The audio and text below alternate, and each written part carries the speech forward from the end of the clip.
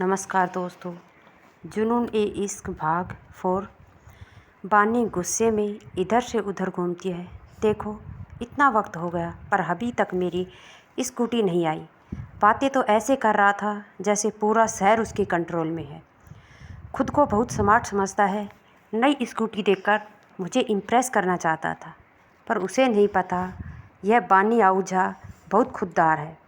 मधु जी आवाज़ लगाती है। बानी तुरंत नीचे पहुंचती है और सामने अपनी स्कूटी देखकर खुश हो जाती है। इसका मतलब लल्लू लाला इतना भी लल्लू नहीं है। देखो, मेरी स्कूटी भिजवा दी और बिल्कुल सही सलामत अपने दोनों पैरों पर खड़ी है। अमरीश जी आते हैं और स्कूटी की चाबी निकालकर अपनी जेब में रख लेते हैं और अंदर चले जाते हैं। बानी उनकी तरफ देखती है और तुरंत अंदर दौड़ कर जाती है। पापा, आपने चाबी अपने पास क्यों रख ली? मुझे सुबह ऑफिस जाना है।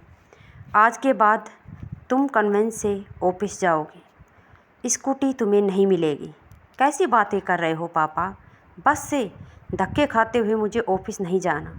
ऐसे तो मुझे 2 घंटे लग जाएंगे ऑफिस पहुंचने में, और मेरा जो खड़ूस बॉस है ना, वह मेरी बैंड बजा कर रख देगा। मधु जी किचन में खाना बनाते हुए बोली। अब बैंड बजे या पूरा का पूरा ऑर्केस्ट्रा, तू बस से जाएगी ऑफिस, मतलब जाएगी। मुझे स्कूटी तुझे नहीं मिलेगी। अरे, अभी तो सिर्फ स्कूटी ही टूट रही है। किसी दिन तू खुद टूट फूट कर घर आ जाएगी। कैसी बातें कर रही हो मम्मा? मैं एक्सपर्ट हूँ। अरे, वह तो उस ड्राइवर की गलती थी, वरना मैं तो कभी गिरती नहीं। मधु जी मुँह बनाकर कहती है। बेटा, फ़िलहाल तो तू सिर्फ 3 चीज़ों में एक्सपर्ट है। पहला कामचोरी में, दूसरा मुँह चलाने में, और तीसरा बहाना बनाने में। चौथी क्वालिटी मुझे तेरे अंदर दिखी नहीं आज तक।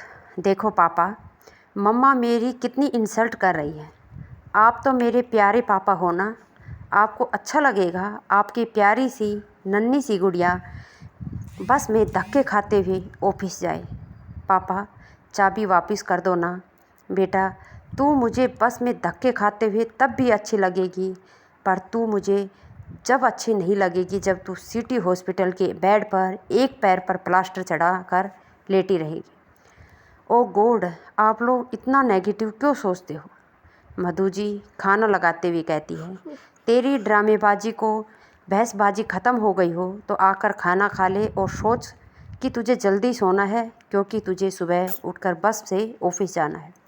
बानी अरमान को 100 गालियाँ मन में सुनाते हुए खाना खाने लगती है। दूसरी तरफ अरमान बानी की यादों में खोया था। तभी उसका फ़ोन बजता है। फ़ोन पर बात करने के बाद थोड़ी देर में अरमान कपड़े बदलकर बाहर निकल जाता है। निहारिका उसके पीछे पीछे आती है, आवाज़ देती है, पर तब तक अरमान बाहर जा चुका था।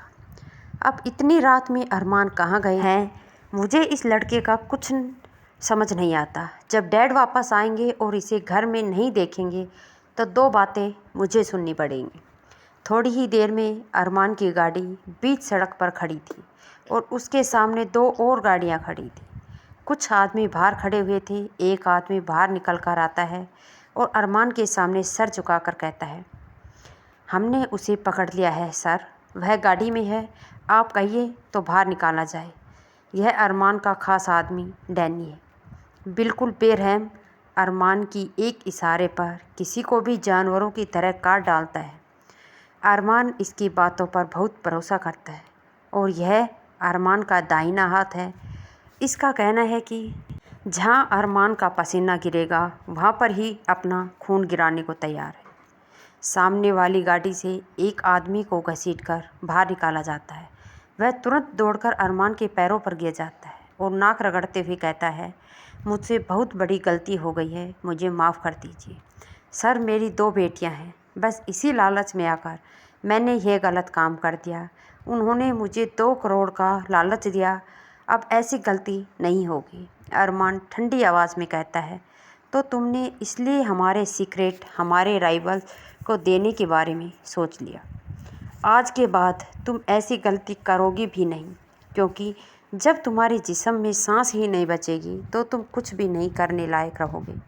नहीं सर, मैं आपके सामने हाथ जोड़ता हूँ सर। मेरी 2 बेटियाँ हैं, मेरी बीवी कैसे उन दोनों को पाल सकेगी? मेरे अलावा उनका कोई सहारा नहीं है।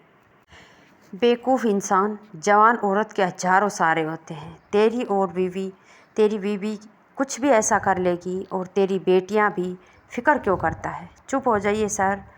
मैं आपसे रिक्वेस्ट कर रहा हूं और आप मेरी बीवी और मेरी बच्ची के बारे में इतना गलत बोल रहे हैं।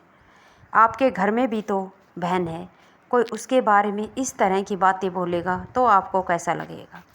अरमान गर्दन टेढ़ी करके एक नज़र डैनी की तरफ देखता है और अगले ही पल उस आदमी का कटा हुआ सर बीच सड़क पर पड़ा हुआ था। अरमान माथे पर उंगली लगाकर कहता है, साला हरामखोर, मेरी बहन तक पहुंच गया। जाकर नरक की हवा खा।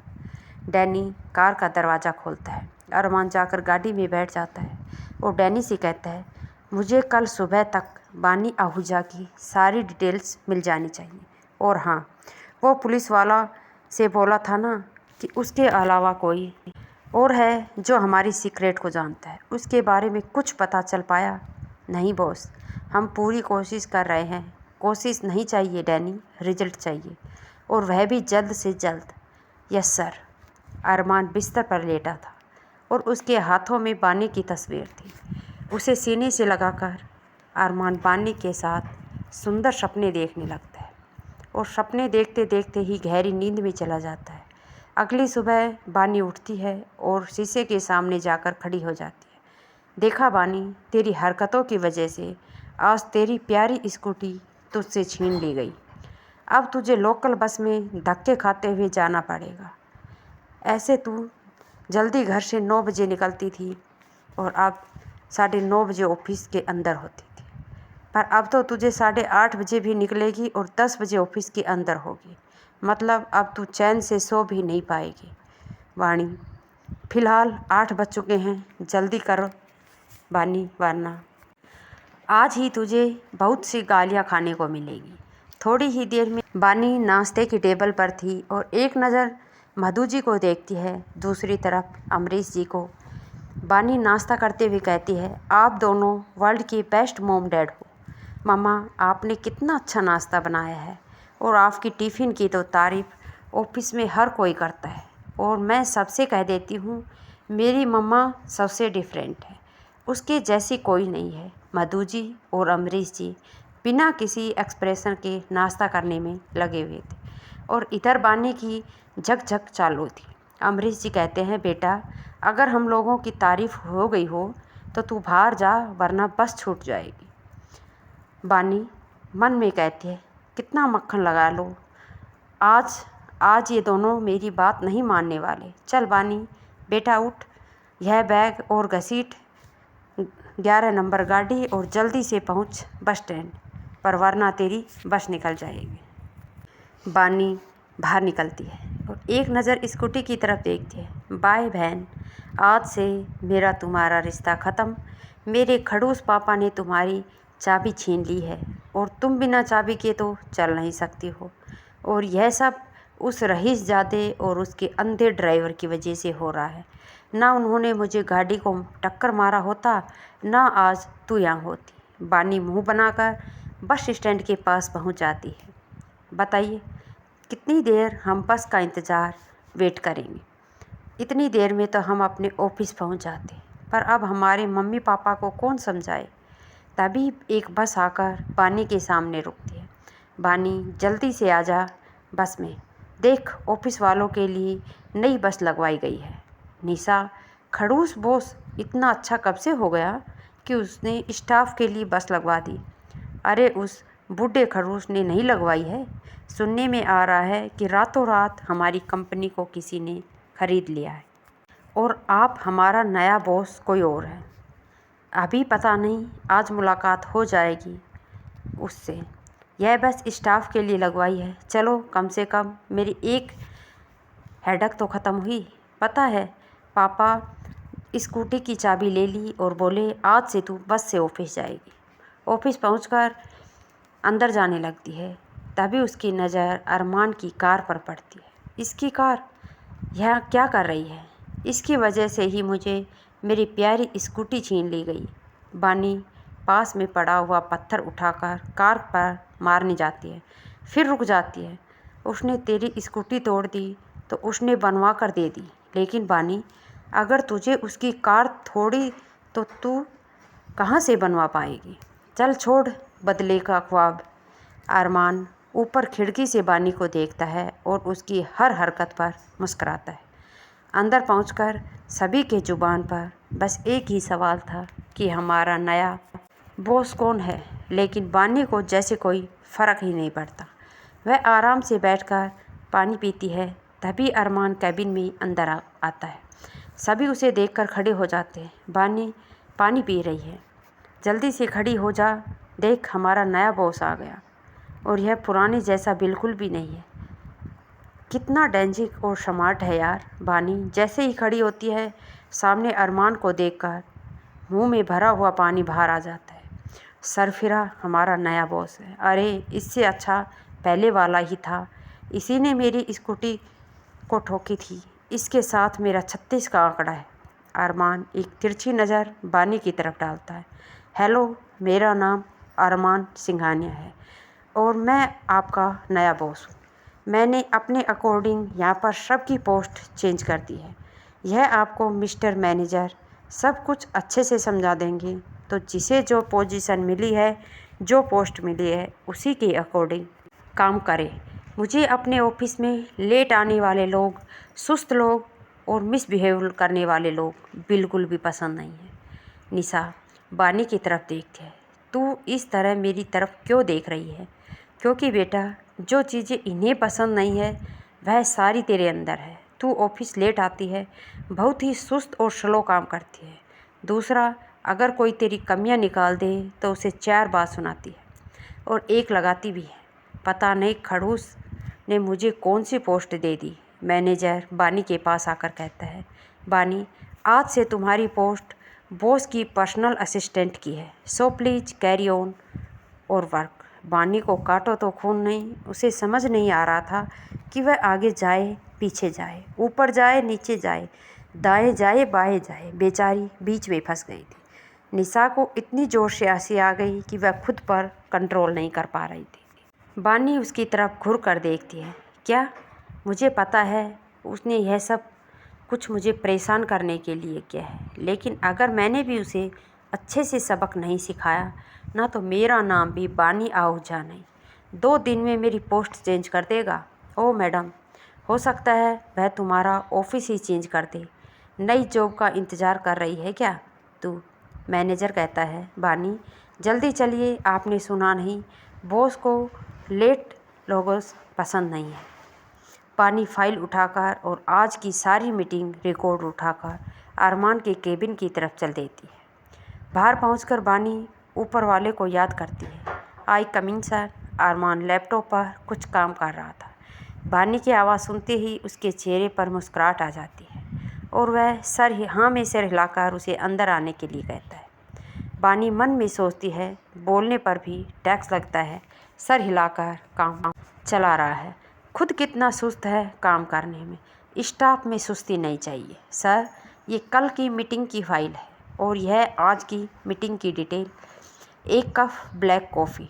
बानी हैरान होकर कहती है, जी मैंने कुछ और बोल दिया आपको? इंग्लिश हिंदी नहीं आती। मैंने कहा 1 कप कॉफ़ी आप मुझे ला कर दीजिए। सर, मैं आपको कॉफ़ी ला कर दूँ? सॉरी, बट यह मेरा काम नहीं है, लेकिन मुझे तो कॉफ़ी आपके हाथ की ही पीनी है और आज के बाद मेरी कॉफ़ी आप ही लेकर आओगे, जहाँ तक कि मेरा लंच भी आप ही अरेंज करोगे। सर, मैं आपकी पर्सनल असिस्टेंट हूँ, पर्सनल सर्वेंट नहीं। अरमान अपनी कुर्सी से खड़ा हो जाता है। बानी घबरा जाती है और सोचती है, कहीं खड़ूस को बुरा तो नहीं लग गया। तू भी कितना मुंह चलाती है। अरे कॉफ़ी ही तो बनानी थी। और अगले ही पल कहती है, अगर आज बना देती तो रोज़ बनानी पड़ती। नौकरानी थोड़े ही ना हूँ, इसकी ऑफिस का काम करती हूँ। अरमान बानी के बिल्कुल करीब खड़ा हो जाता है। बानी 2 कदम पीछे हटने लगती है। अरमान उसका हाथ पकड़कर अपने करीब करता है। बानी गुस्से में कहती है, don't touch me, leave my hand. गुस्से में तुम और ज़्यादा प्यारी लगती हो। अरमान बानी के चेहरे पर आए बालों को पीछे करता है। बानी उसका हाथ झटक देती है और अपना हाथ छुड़ाने की कोशिश करती है, लेकिन यह पकड़ अरमान सिंघानिया की थी। इतनी आसानी से कैसे छूट जाती? आप यह क्या कर रहे हैं? आपने जानबूझकर मुझसे बदला लेने के लिए मुझे ये पोस्ट दी है ना? उस दिन मैंने आपके साथ थोड़ी सी बदतमीजी की थी, उसके लिए आप मेरे साथ इतना सब कुछ करेंगे? और आपने भी तो मेरी स्कूटी तोड़ दी, उसका क्या? वह बात तो मैं कब की भूल चुका हूँ। वो क्या है मिस बानी आहूजा, आप मुझे पसंद आ गई हैं। देखिए, मैं स्ट्रेट फॉरवर्ड बोलने वाला इंसान हूँ। अपनी दिल की बातें कई दिनों तक अपने दिल में दफन करके नहीं रख सकता। अच्छा, तो आपको यह लगता है कि मैं आपके एक इशारे पर आपके लिए कुछ भी करने को तैयार हो जाऊंगी? तो मैं आपको साफ शब्दों में बता देती हूँ कि मैं उन लड़कियों की तरह नहीं हूँ जो आपका पैसा, पावर और पोजीशन देखकर आपके कदमों पर बिछ जाए। अगर आपको ऐसी लड़कियाँ चाहिए तो इस ऑफिस में बहुत हैं, पर प्लीज़ मुझे छोड़ दीजिए। तुम्हारा हाथ अरमान सिंघानिया ने पकड़ा है और यह हाथ अब 7 जन्मों तक नहीं छूटने वाला। और मैं तुम्हें अपने कदमों पर बिछाना नहीं चाहता, अपने दिल में रखना चाहता हूँ, शहजादी बनाकर। हाँ, छोड़िए मेरा, वरना मैं चिल्ला दूँगी और पूरे ऑफिस स्टाफ को यहाँ पर इकट्ठा कर लूँगी। अच्छा, तो चिल्लाइए बानी। जैसे ही चिल्लाने के लिए अपना मुंह खोलती है, अरमान उसे अपनी करीब खींचकर उसके होठों को अपने होठों से ब्लॉक कर देता है। बानी अरमान को गुस्से मारती है, उसे नाखून मारती है, पर अरमान को कोई फर्क नहीं पड़ता और वह बानी को किस करता है। बानी की आंखों में आंसू आ जाते हैं। थोड़ी देर बाद जैसे ही अरमान उससे अलग होता है, बानी उसे थप्पड़ मार देती है। समझ कर क्या रखा है आपने मुझे? नहीं चाहिए मुझे आपकी जॉब, मैं अभी इसी वक्त यह जॉब छोड़कर जा रही हूँ। अरमान बानी के बाल पकड़कर अपने करीब करता है। बानी का चेहरा बिल्कुल अरमान के चेहरे के पास था। बानी की सांसें उसे अपने चेहरे पर साफ साफ महसूस हो रही थी। गलती भी मत करना तुम मुझे छोड़कर, और इस ऑफिस को छोड़कर कहीं नहीं जा सकती। तुमने यह ऑफिस ज्वाइन करने से पहले जो एग्रीमेंट साइन किया था, उसके अकॉर्डिंग तुम अगले 1 साल तक ऑफिस नहीं छोड़ सकती हो। अगर तुमने बीच में ही ऑफिस छोड़ा तो तुम्हें 1 करोड़ रुपए मुझे देने होंगे। बानी की आंखें गुस्से में लाल हो चुकी थी। तो इसका मतलब तुम मुझे अपनी कीप बनाकर रखना चाहते हो? इतना सुनते ही अरमान गुस्से में आ जाता है और बानी का चेहरा पकड़कर कहता है, मैं तुमसे प्यार करता हूँ, मैं तुम्हें अपनी ज़िंदगी बनाकर रखना चाहता हूँ और तुम इस तरह के गंदे वर्ड का यूज कर रही हो। मैं अच्छे से जानती हूँ तुम जैसे रईसजादों को। 2 दिनों के लिए तुम्हें सिर्फ लड़कियाँ अपने बिस्तर पर चाहिए, और जब तुम्हारी हवस पूरी हो जाती है तो छोड़ देते हो सड़क पर मरने के लिए, पूरी ज़िंदगी बर्बाद करके। तो दोस्तों, ये पार्ट यही ख़त्म करते हैं। वीडियो पसंद आए तो लाइक शेयर कर देना। चैनल पर नए हो तो प्लीज़ चैनल को सब्सक्राइब ज़रूर कर लेना। कमेंट बॉक्स में अपनी राय भी लिखते रहना। धन्यवाद दोस्तों।